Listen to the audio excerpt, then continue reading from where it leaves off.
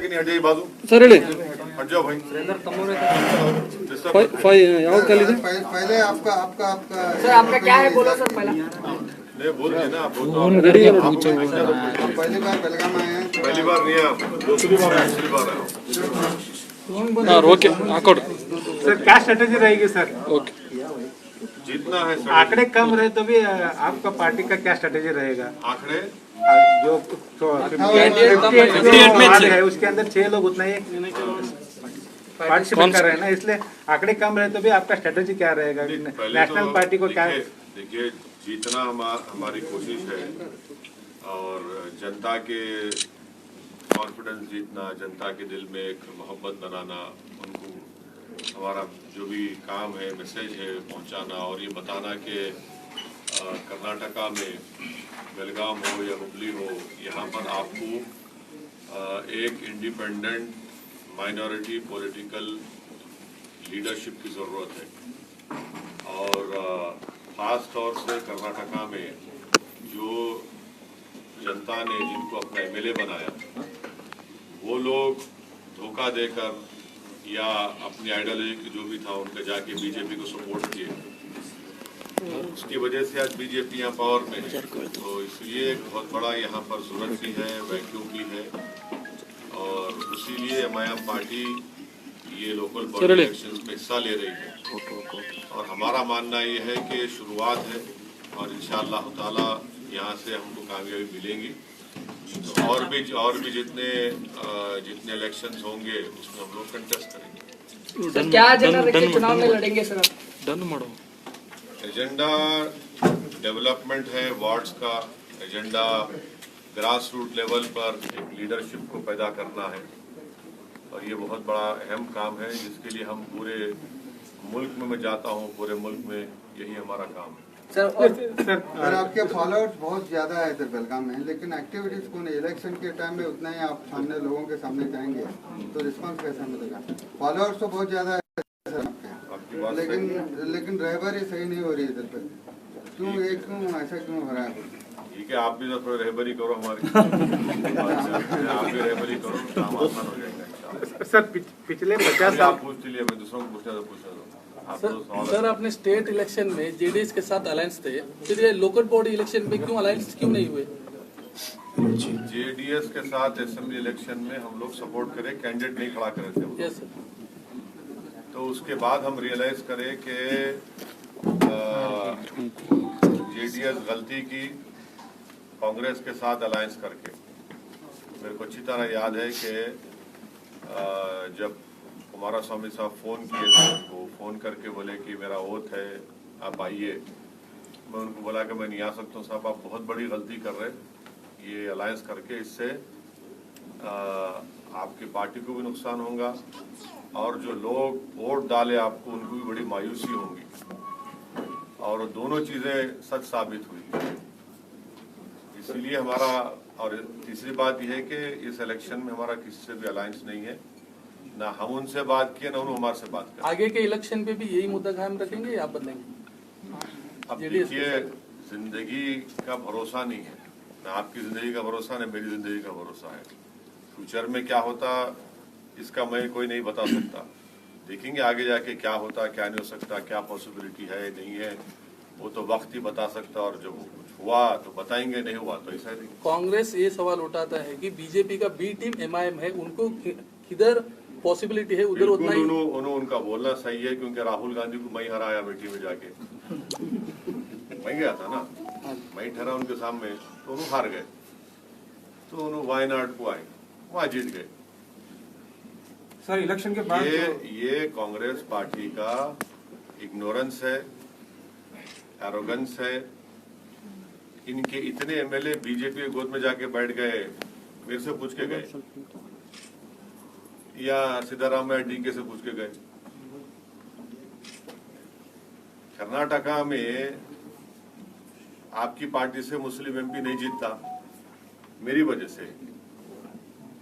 183 seats Congress BJP Hindi belt में लड़े।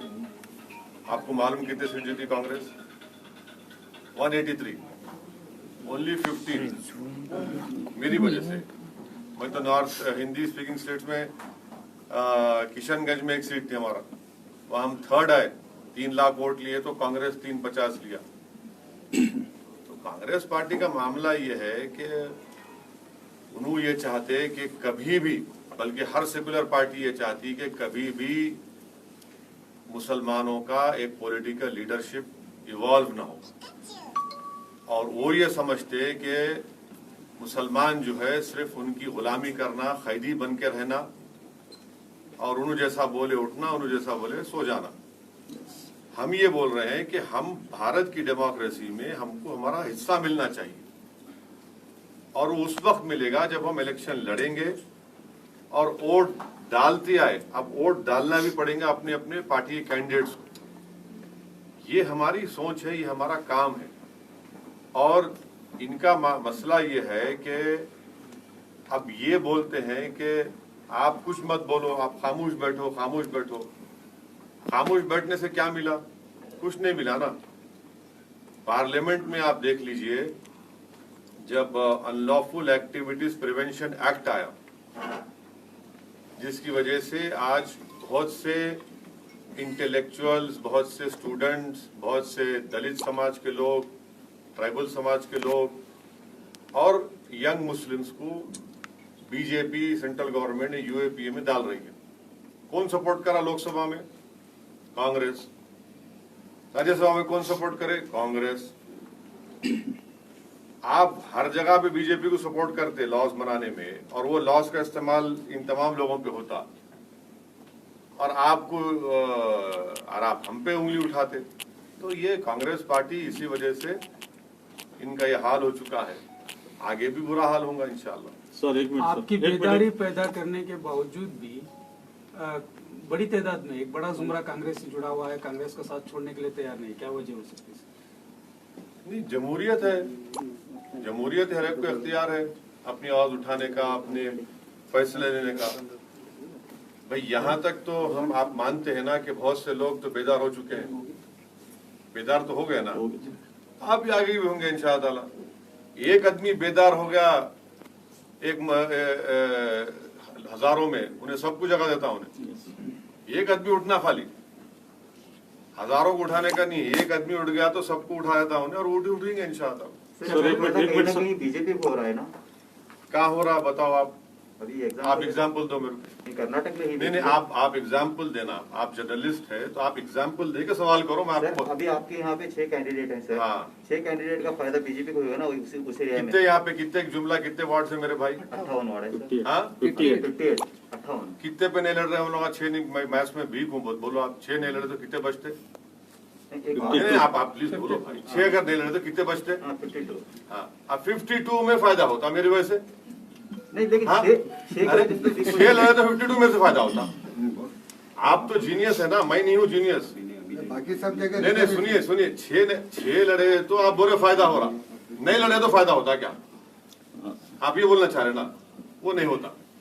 लेकिन सर एक वार्ड में मुसलमानों की तादाद ज्यादा है, वैसे वार्ड में 2, 4, 5 ऐसे मुस्लिम कैंडिडेट्स हैं। हाँ, तो इंशाल्लाह सब मिलके हम कामयाब करेंगे।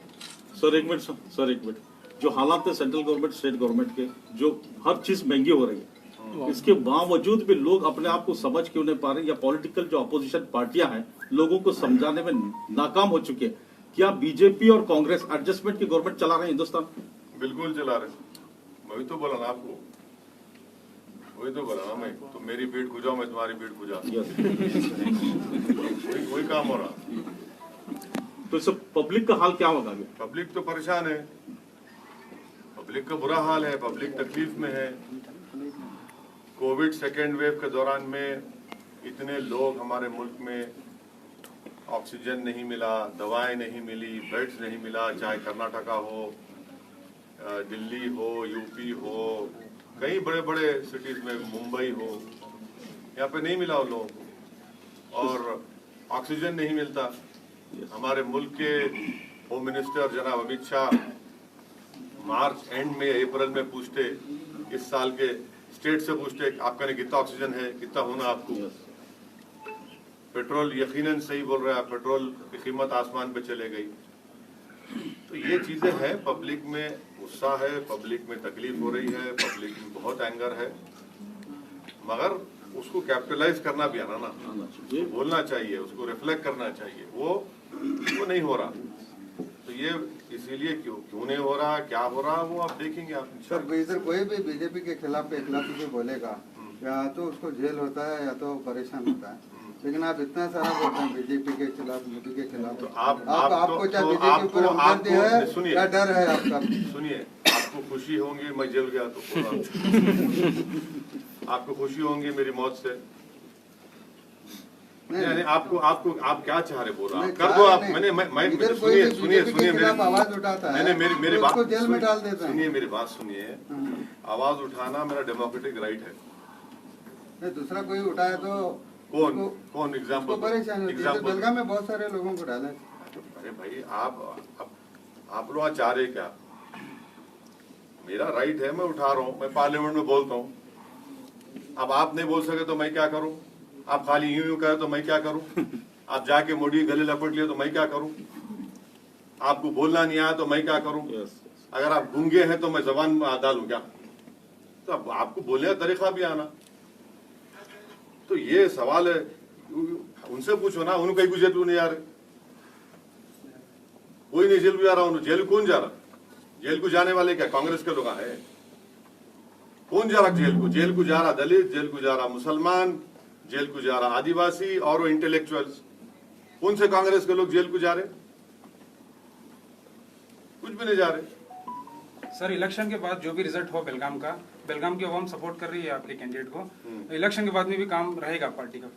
बिल्कुल रहना चाहिए, काम होना चाहिए, मेहनत करना चाहिए। हम भी उनको मॉनिटर करेंगे, उनको समझाएंगे, उनको एनकरेज करेंगे और उनको जिम्मेदारी का एहसास दिलाएंगे कि अवाम ने आपके लिए एतमाद करके, मोहब्बत करके आपको कामयाब किया, वोट दिया। वोट देना खुद बहुत बड़ी कॉन्फिडेंस की बात है, जीतना तो और बड़ी खुशी की बात है, मगर वोट देना भी बहुत बड़ी एक हौसला अफजाई देती है हर एक पार्टी को। उस पर काम करना है।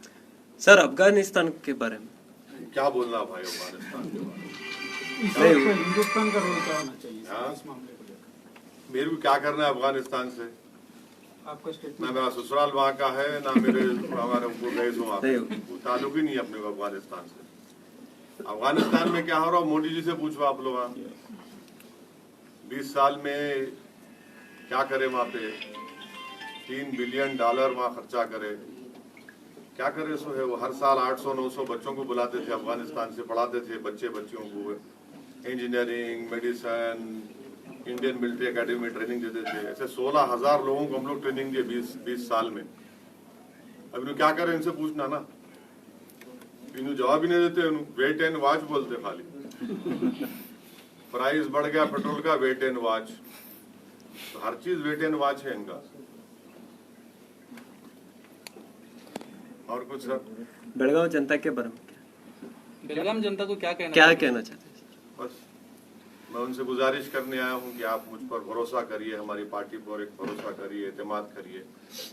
और हमारा मकसद ये है कि बेलगाम में आपकी एक लीडरशिप को बनाना, आपको लीडर बनाना, ताकि आने वाले फ्यूचर में आप आगे बढ़कर बेलगाम हो, कर्नाटका में आप एक बहुत बड़ा रोल प्ले कर सकें। ये हमारा मकसद और पैगाम है। और यकीनन हम उनसे अपील करेंगे हमारे लिए दुआ भी करो आप। आने वाले वक्त में आप पूरे हिंदुस्तान में एक अपोजिशन का रोल अदा करने के मौके पर है, ऐसा लग रहा है? अभी नहीं कर रहे, अभी भी कर रहे हैं। जितना हो सकता है बिल्कुल अपोजिशन कर रहे हैं।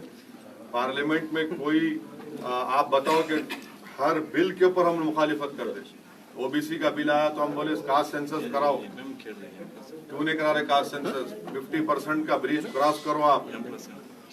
और उसमें महाराष्ट्र में वहाँ पे कौन है भाई? आप बी टीम बोल रहे हैं, कांग्रेस को नहीं बोलते बी टीम। आप शिवसेना गोद में बैठी हुई है कांग्रेस, शिवसेना गोद में बैठी हुई है कांग्रेस, तो उन्होंने क्या दूल्हे भाई हो गए?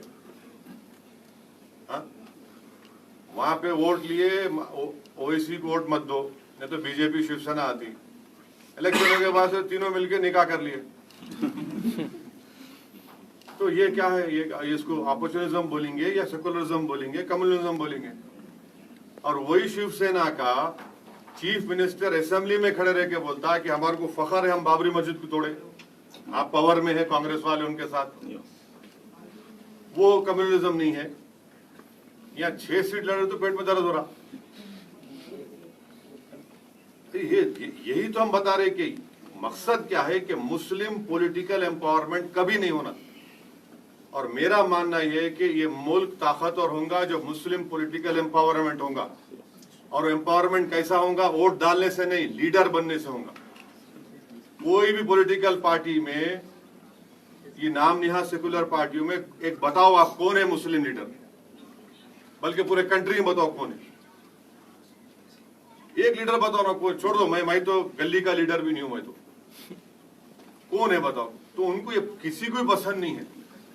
हमारा ये बोलना है कि भाई हर कास्ट का, हर कम्युनिटी का लीडर है। सिद्धारामैया कुर्बा कम्युनिटी के नहीं है,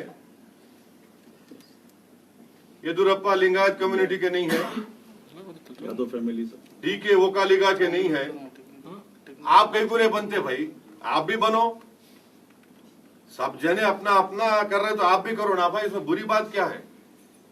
जहां पे मुसलमान का नाम है, नहीं नहीं नहीं तुम नहीं करना, तुम खाली मुशायरा करना, तुम खाली खजूर खाना, तुम खाली हम तुम्हारे पास आते टोपी पहनते, बस उतना ही कर लो। इस मुल्क की पॉलिटिक्स की रियलिटी ये है कि जिसके पास पॉलिटिकल इंडिपेंडेंट लीडरशिप है उसी का काम होता, नहीं तो खाली गुलामी करते रहना आप जाके। हम यही बोल रहे कि आप आइए, लीडर बनिए, अपनी बात को उठाइए, डेमोक्रेसी को मजबूत करिए। डेमोक्रेसी को मजबूत करना ये सबकी जिम्मेदारी है। मगर ये सो कॉल्ड पार्टीज का क्या बोलना है, नहीं खाली वोट डालो, तुम खाली वोट डालना, खाली वोट डालना, डर डर के रहना। डर डर के किससे, कितना डरेंगे आप? 50 साल से डरा रहे हमारे को, क्या हासिल हुआ इसमें? इंपेरिकल एविडेंस है मुस्लिम डिसएम्पावरमेंट का मेरे पास। अभी आज से 6 दिन पहले इंडियन एक्सप्रेस अखबार पढ़िए आप, लेबर सर्वे आया, सबसे ज्यादा कोविड सेकेंड वेव के बाद नौकरियां गई दलित के बराबर तो मुसलमानों की, सबसे ज्यादा अर्निंग्स कम हुई तो मुसलमानों की। बोलो ना, इसके ऊपर बात क्यों नहीं करते? फिर हर बार मुसलमानों के पैगाम देते कि आपकी जिंदगी को खतरा है, आपकी जिंदगी खतरा है। अरे भाई तुम क्या खतरा मेरे को? अल्लाह जो फैसला करा होगा। अब खतरा, अगर खतरा भी है तो आप क्या कर रहे? आप तो मेरे को छोड़ के भाग जाते। आप मेरी खबर में आके खाली ठहरे रह के फोटो डालते, फूल चढ़ाते। मैं जिंदा रहना चाह रहा हूँ। जिंदा रहने के लिए डरने की जरूरत नहीं है। जिंदा रहने के लिए एक इंसान को जरूरत है अपनी आवाज की, अपने स्कूल की, अपने मोहल्ले के डेवलपमेंट की, पॉलिटिकल वॉइस की। वो जिंदगी की निशानियां हैं। ये खामोश है ना, डर के रहना, इसको जिंदा जिंदगी जिंदा नहीं बोलते इसको। सर अभी यूपी का इलेक्शन स्टार्ट होने वाला है सर। हाँ। तो ऐसी न्यूज आ रही है कि आजम खान साहब जो है ज्वाइन करेंगे एमआईएम को। अगर वहां से पहल होती है आजम खान साहब के लिए हम दुआ कर रहे हैं कि अल्लाह सुब्हाना व तआला आजम खान साहब की जो मुश्किलात में है अल्लाह उसको खत्म कर दे, उनको रिहा करवा दे। और वो जो यूनिवर्सिटी कायम किए, वो आजम खान की यूनिवर्सिटी नहीं है, वो गरीब अकलियतों की यूनिवर्सिटी है, और अल्लाह उसकी हिफाजत करे। ये सब जेली चीज़ा हैं। आज पहली जरूरत है कि वो जो मुश्किलात में है, तकालीफ में है, उससे उनको छुटकारा मिले। सर जैसा कि आपने कहा कि लीडर की जरूरत है, लीडर पैदा करने की जरूरत है। अक्सर पार्टियों में होता है कि जो लीडर ऑलरेडी हुआ करते हैं वो नए लोगों को लीडर बनने का मौका नहीं देते। मजलिस में ये क्या मामला है? मजलिस तो ये बोल रही है कि आपको लीडर बनाने के इस्तेमाल यहाँ पर, मजलिस ये बोल रही, मजलिस तो यही बोल रही कि आपको लीडर बनाने को हम यहाँ पर आए। आप बनो, आप कायद बनो, आप नेता बनो, आप आगे बढ़ो। आप खाली नारे मारने वाले मत बनो। आप ये बैंड बाजा कभी देखे? आप बैंड बाजा देखे कभी?